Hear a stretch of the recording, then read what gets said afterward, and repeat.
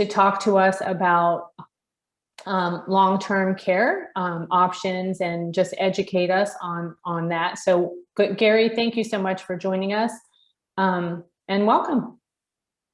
Well, thank you so much for that very kind introduction. Very nice to see you again today, Michelle. It's nice in this environment that we can still, let's see, can I share screen yet? I think it's disabled. You should be able to now. Okay, I think we got it. So I know this is a great time for folks to multitask, but I'm going to ask you to kind of passively participate, if you would. Simply pull out a piece of paper. We're not going to ask you to share anything, but we're going to ask you to just follow along and write down some information for your own kind of top of mind plan, just so that people kind of have an idea, you know, of what they're up against. I think I'm having trouble hitting the next slide. Let me see if I need to take my camera off. Maybe just use your over arrow. Usually the arrow key will work. I'm trying to hit the down button and it's no. Okay. Arrow, let's see. Should be page down. There we go. I guess I have to hit enter. This is me. I'm a financial professional for New York Life. I'm not a financial planner. It's an important distinction, but financial planners are some of my best referrals for those that don't work with long-term care insurance. I just celebrated my 3rd anniversary with the company. For those that know me, I've had multiple career experiences, including corporate management, juice bar owner, owned a couple of Robex juice bars. I was a high school marketing teacher for 3 years in my 40s, and a marketing professional as of late. I'm doing what I do today because my dad had life insurance and long-term care insurance for my mom when she got sick in 2012. The insurance saved us retirement when she passed, and it eventually led to me inquiring about the business through a friend at New York Life. Long-term care, defined as service, support, and help from others, performing non-medical everyday tasks. We refer to it in the industry, most of us know it as the activities of daily living. I like to explain it as what we did this morning. You know, most of us transferred by ourselves out of bed. We were able to walk to the bathroom by ourselves and hold it, continence. We were able to use the toilet by ourselves again, so that involves transference. We were able to bathe ourselves, dress ourselves, and feed ourselves. These are important because we're going to come back and revisit this, because the eligibility requirements for long-term care insurance are based on being able to perform these 6 functions.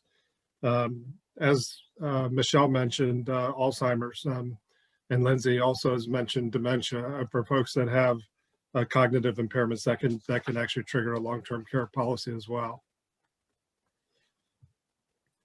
I think that we want to dispel the notion that long-term care it's not necessarily something that we should recoil from, or think of as inherently bad.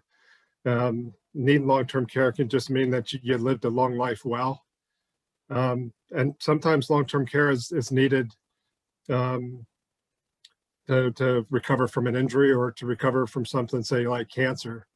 I've got a 57-year-old colleague with New York Life and a friend. He got in a terrible motorcycle accident, and he is in long-term care facility right now recovering. Part of his long-term care policy allows that he'll have a restoration of benefits if he goes off claim. But the fact of the matter is that while most of us feel like we're going to need long-term care later in life, there's a possibility that we could need it, sooner. Some statistics our friend from Merrill Lynch shared. Most of us are going to require long-term care at some point, statistically. This is a study from U.S. Department of Health. 52% of Americans, 57% of American women turning 65 are going to require some sort of care. The U.S. Health and Human Services website actually notes that someone turning age 65 today has almost a 70% chance of needing some sort of care. Regardless of the study, most of us are going to require long-term care at some point. So Here's where your participation comes in, if you would. If you could all just bring out the piece of paper I asked you. It can be a sticky, it can be a piece of paper, whatever. But if you could just draw 4 quadrants. Upper left, who, to the right of that, where, going clockwise, how, and then solution in the bottom left. And this is all going to be top of mind, not well thought out. Obviously, we would want you to engage, other professionals involved in these decisions, and also your family members. But for the purposes of this, if you're a younger Gen Xer, if you're a millennial or Gen Z, I think we may actually have 1 or 2 Gen Zs in our group. Fill this out, maybe guessing what your parents or grandparents might fill in, what you think their answers might be. Maybe you can compare it with them later. So this is really kind of the crux of long-term care for most people. Who would you want to provide care for you if you receive it? Who would you want to manage your care? I know Pam Reynolds is on here today. She's in elder care, works with an elder care law firm. Jennifer Cisneros is also somebody that's good at working with elder care.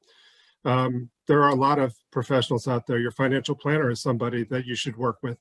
I don't discourage people from talking to a financial planner, even though it may not be in my best interest, because they're the ones that ultimately understand the nest egg that you've worked up to carry. Who would you want to be your primary caregiver, and who would you want to be the contingent caregiver? In my dad's case, he was the primary caregiver. He had long-term care to bring somebody in as a secondary. The reason we say who would you want to be the contingent caregiver is if you choose your spouse, who's the contingent caregiver if your spouse predeceases you? It involves a lot of consideration. So I'm just asking top of mind for you to just write something down. Would you want a family member to provide care? In some cultures, it's not uncommon for the younger generations to take care of the older generations. It's just understood that that's the way it's going to be. And if so, have you discussed it with them? If your children are your solution, do they know that you're their solution? And what type of impact might that have on them personally? Here's some important impact for those of you that have actually cared for a family member. The average age of a caregiver is 45, so probably somebody that has their own family in a lot of cases. Percentage of those that are women family members is 75%. The average time spent per week for that family member is about 24 hours. And the average time spent for a spouse is about 45 hours. That's a full-time job, folks, and for somebody that's probably in retirement. So we just want to make sure that we convey that providing care to a family member or a friend, it's very noble. By no means should being a care provider be discouraged, but it's important to understand that there are potential implications for care providers and the care recipient. And these statistics are important. Percentage of family caregivers that incur out-of-pocket expenses. Those of you that have cared for a family member, it could be picking up prescriptions, groceries, running errands. Those costs, on average, for those people that we studied, was about $7,000 a year.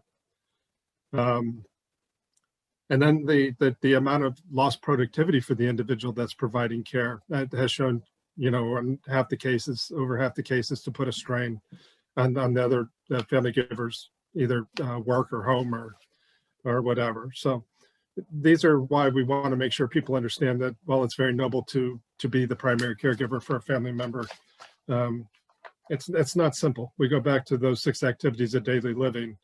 How many of those would you want a family member to actually help you with? Some of those are private, and we want to make sure that that we just talk through that. So where does long-term care take place? We've got so many wonderful people in our community that are with us today that represent a lot of these. While I'm going through where long-term care takes place, what we're going to do is actually touch on your home. Most people know that, aging in place. A community could be a retirement community.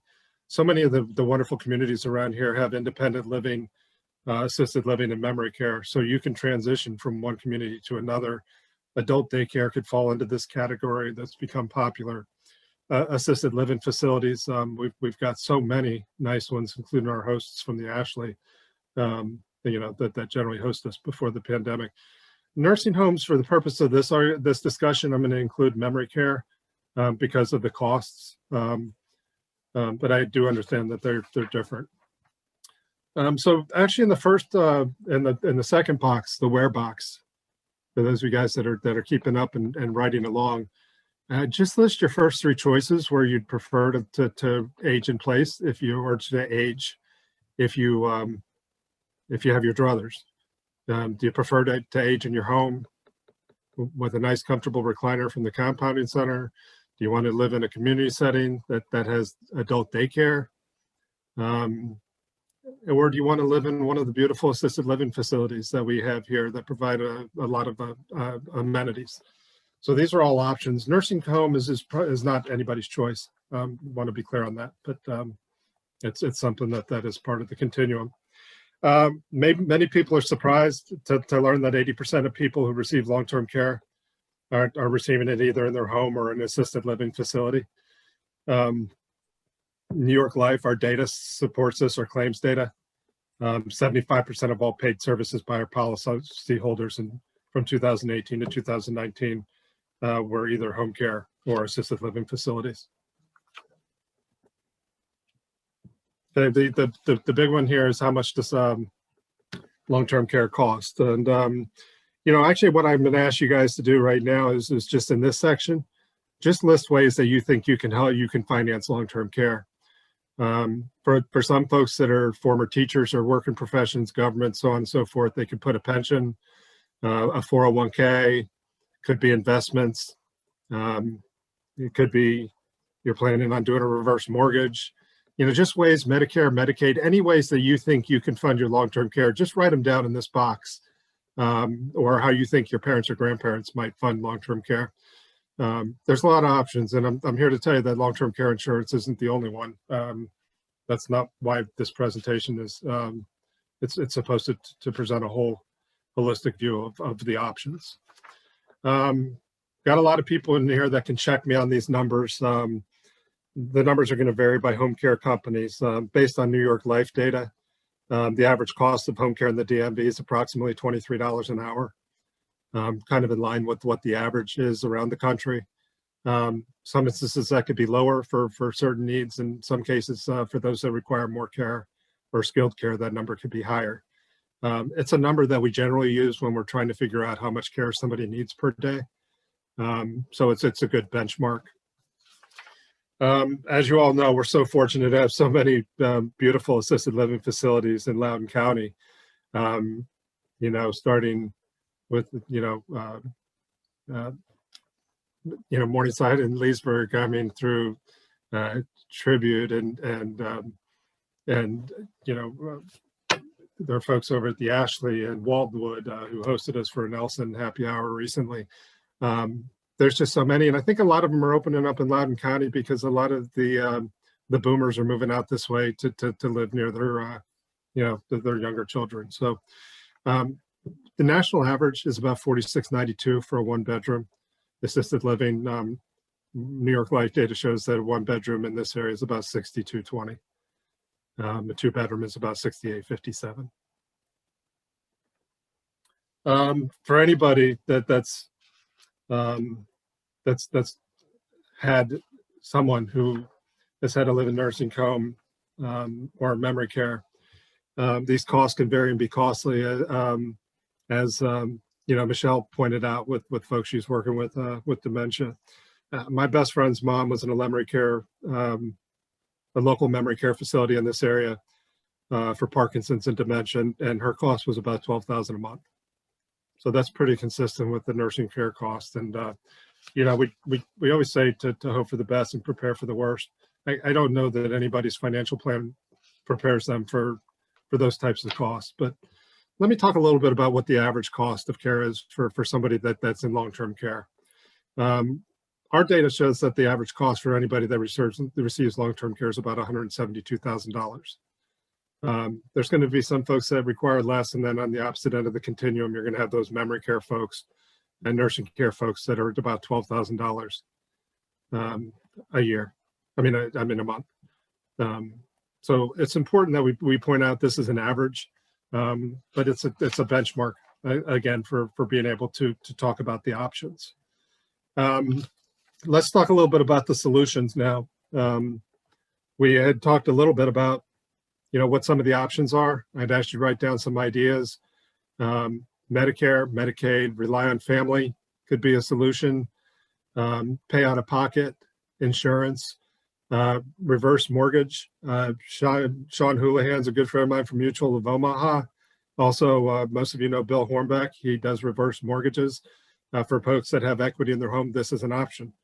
Okay, so I want to present to you all the options that are available to you and let you know that insurance is one of them, but not the only one.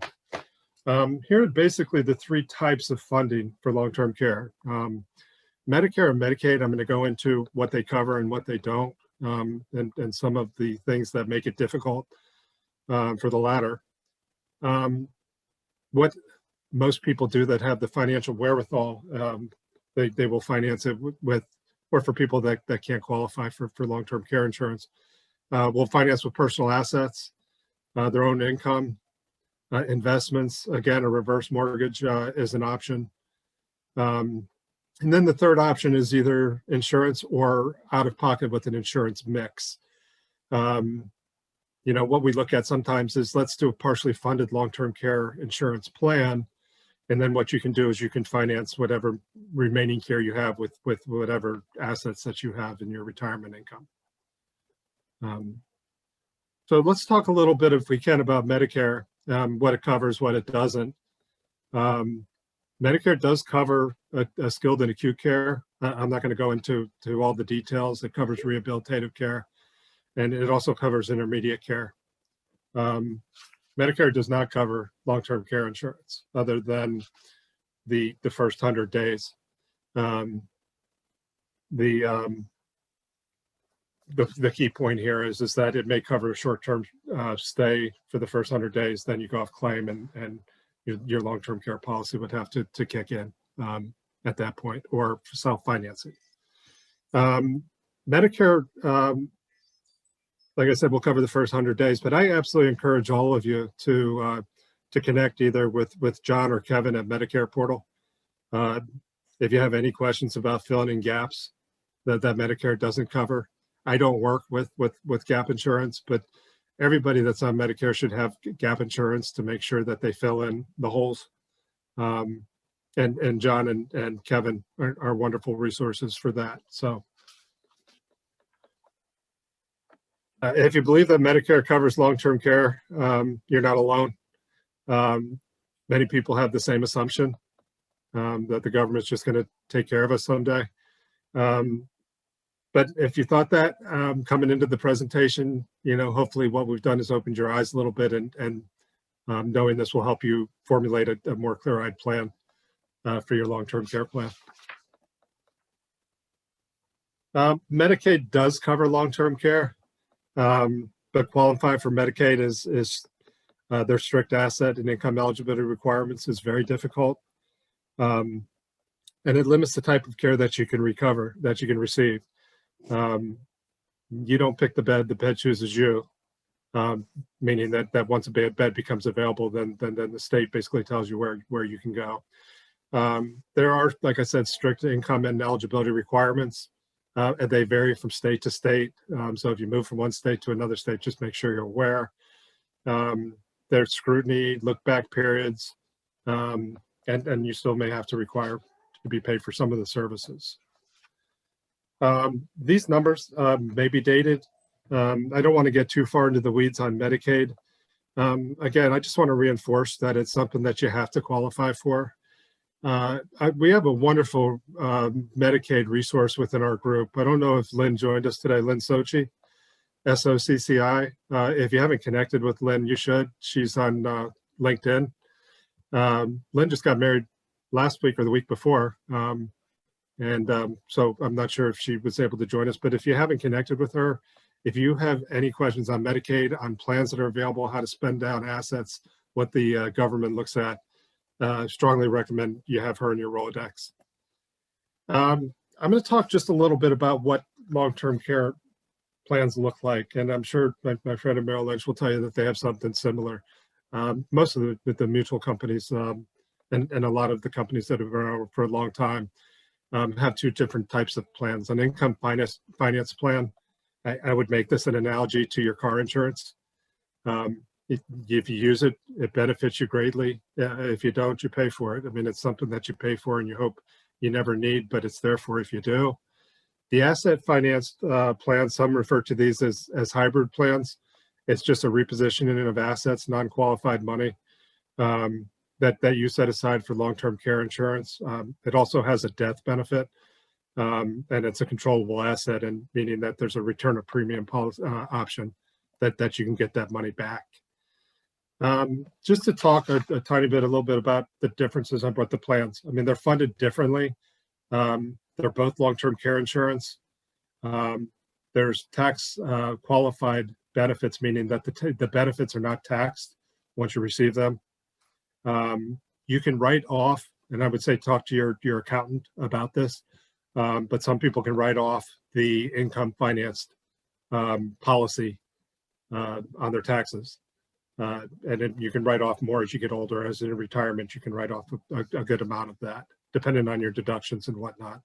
The asset financed, you can't write off on your taxes because it's on a life insurance chassis, a universal life chassis. But the benefits are still tax friendly. Here's where we talked a little bit earlier about the activities of daily living. People wonder what triggers a long-term care policy. For both the income finance plan and the asset finance plan, it's identical.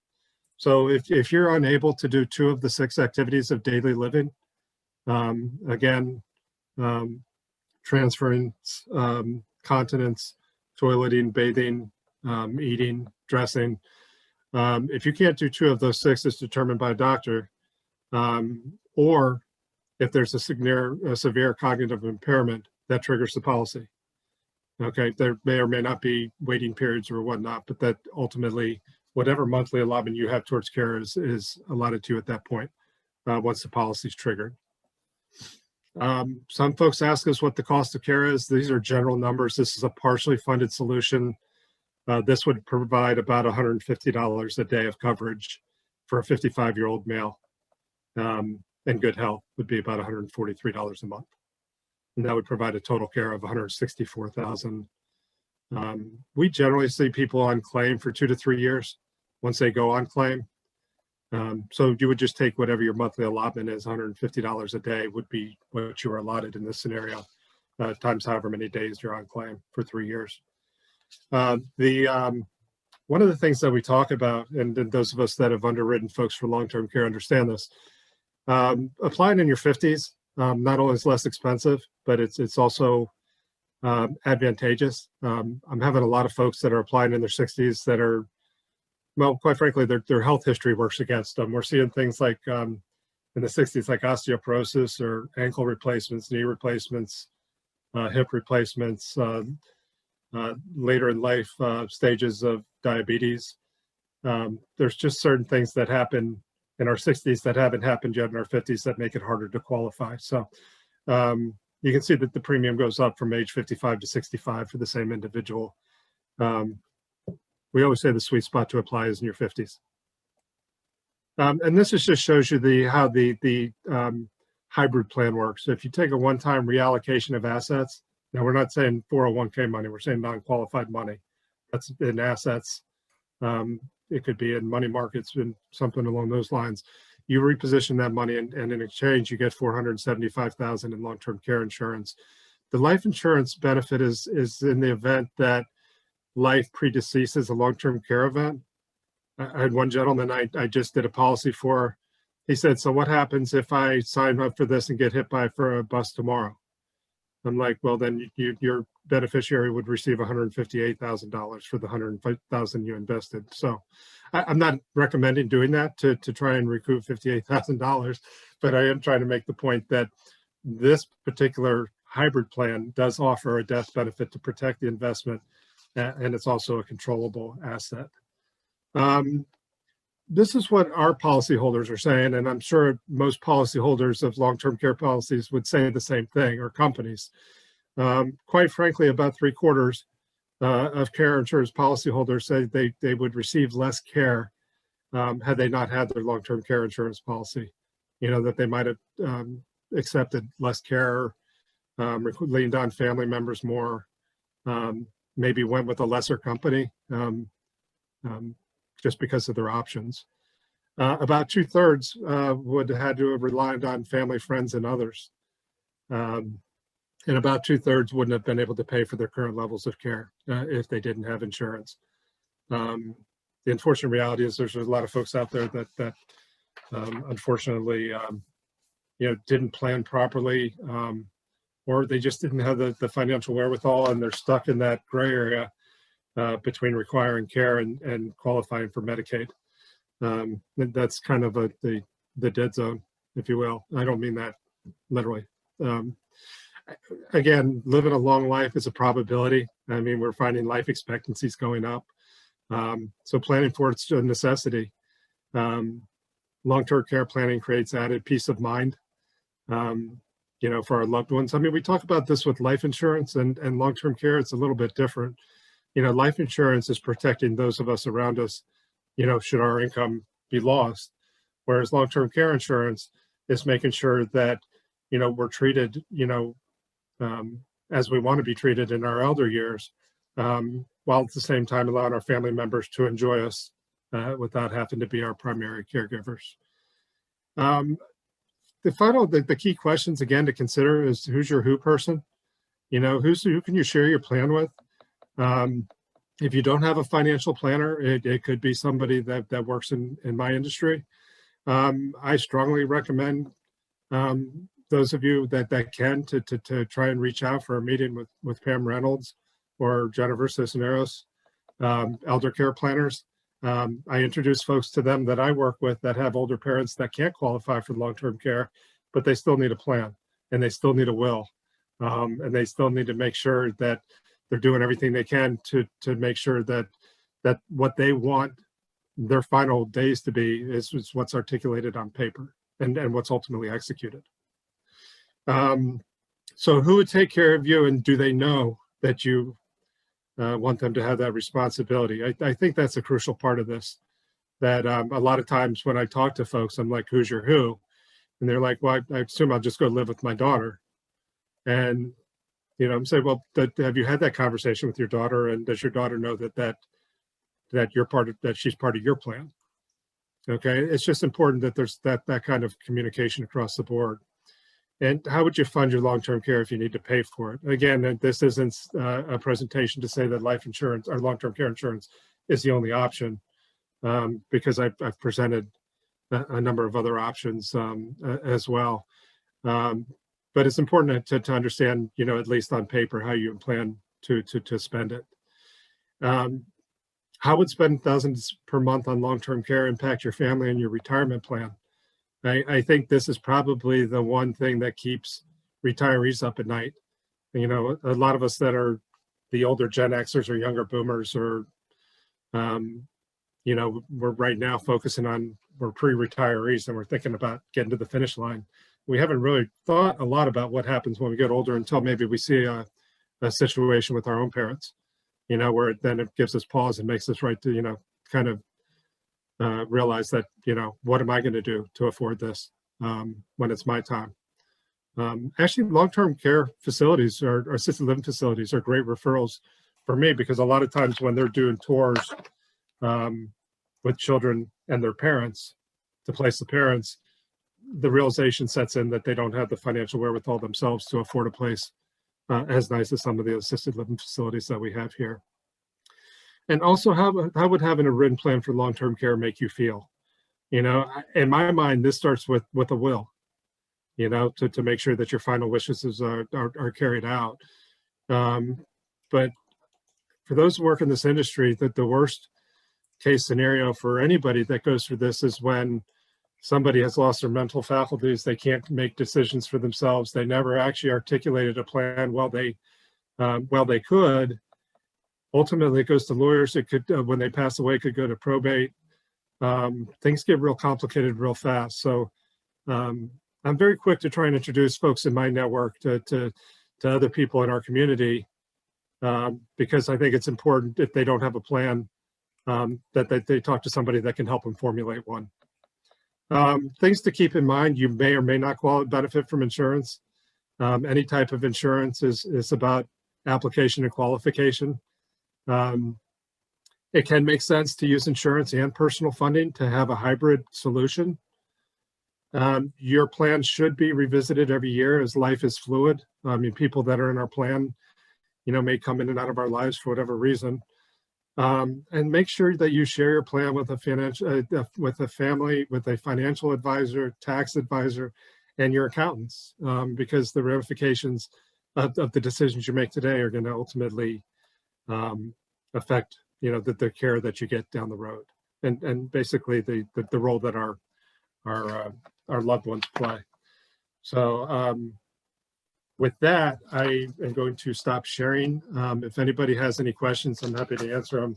That was kind of a very fast go through, but what I wanted to do was, again, to make sure everybody understood that long-term care insurance is an option, but it's really a cumulative plan that starts with understanding where you want to age, who do you want to provide your care, and what professionals do you want involved in that conversation. So with that, I'm happy to answer any questions. Thank you very much, Gary. Where we kind of run this, guys, is if you want to put your hand up, you can ask your question either over audio or turn your camera on, and I can go ahead and spotlight you up here with Gary.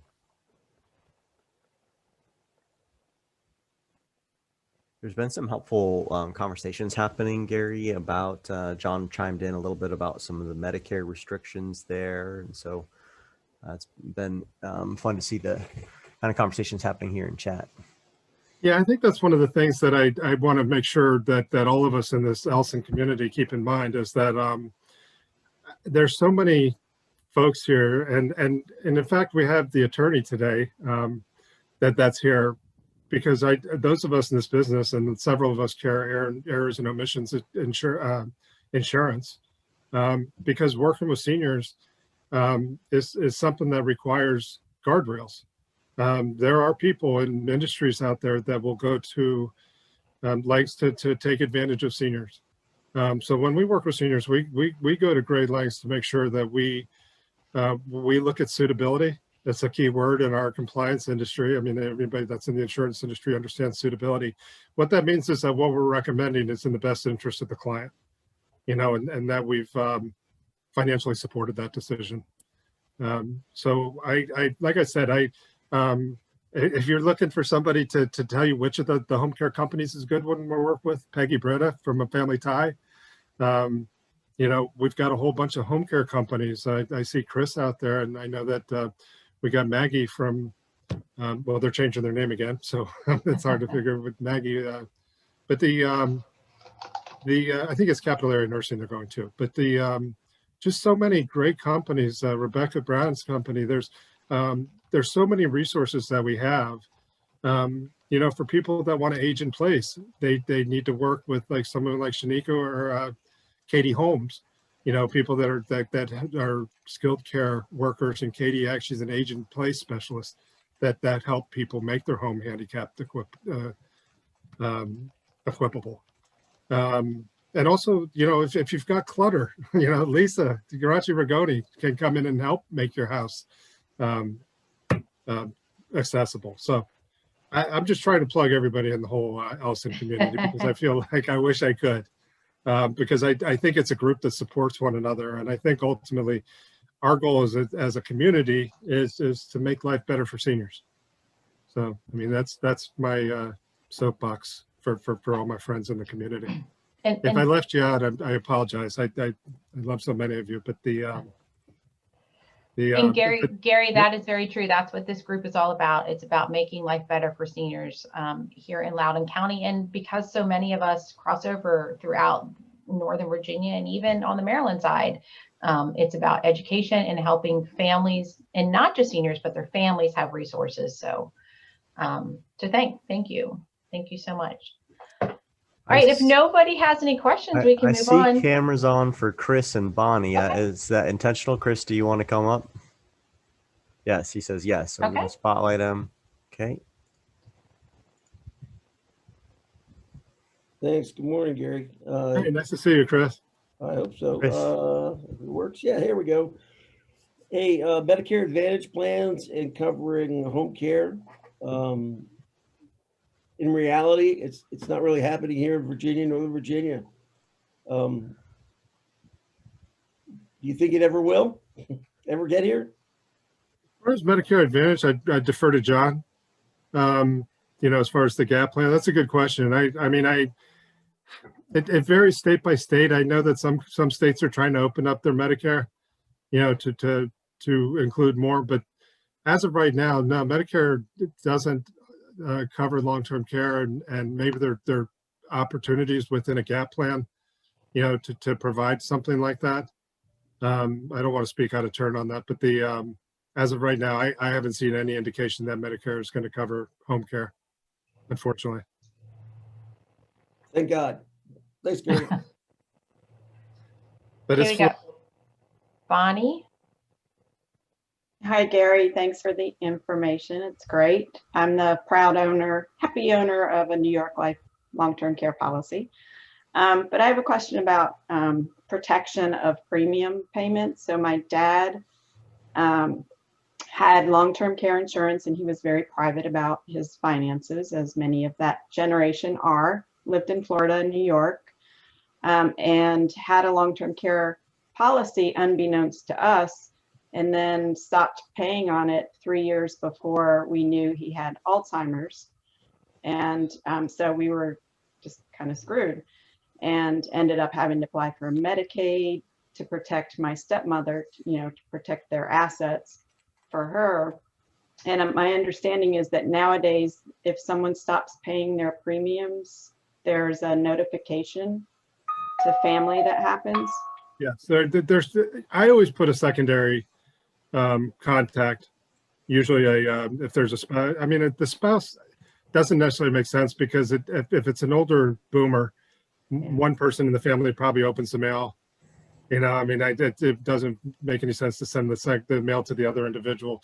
I would probably, if there's the possibility that a policy will lapse, New York Life will try and contact the insured, but they will also try and contact the secondary contact, because what happens is in that instance, when that policy stops being paid, it lapses, and unfortunately, you're in the situation you were in. So I think a lot goes into making sure people understand that it's important that when you formulate your plan, that your family members, know. And that's why I say to the younger people on this call, talk to your parents, talk to your grandparents. Say, look, I work in this industry. I want to know what your plan is. If you have long-term care insurance, I want to know what it is. I want to be a contact on it. But I think that's why, the gist of the presentation I put together is, let's focus on making sure that you're sharing your plan.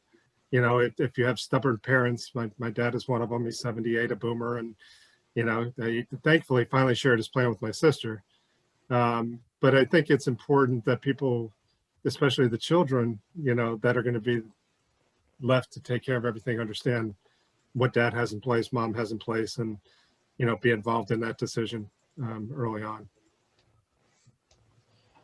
I'm sorry that you had to go to Medicaid. Yeah, Bonnie, that was a great question. That was a really great question, because that happens so much. Absolutely. I'm going to chime in. It happens all the time. Yeah. And it's sad because they pay for so long, and then, and then they don't, and it's SOL at that point. So And I think there are some companies out there that have sold older policies that have that won't bend over backwards to make sure that you don't let the policy lapse. At that point, they've made a lot of money and will never have to pay a benefit.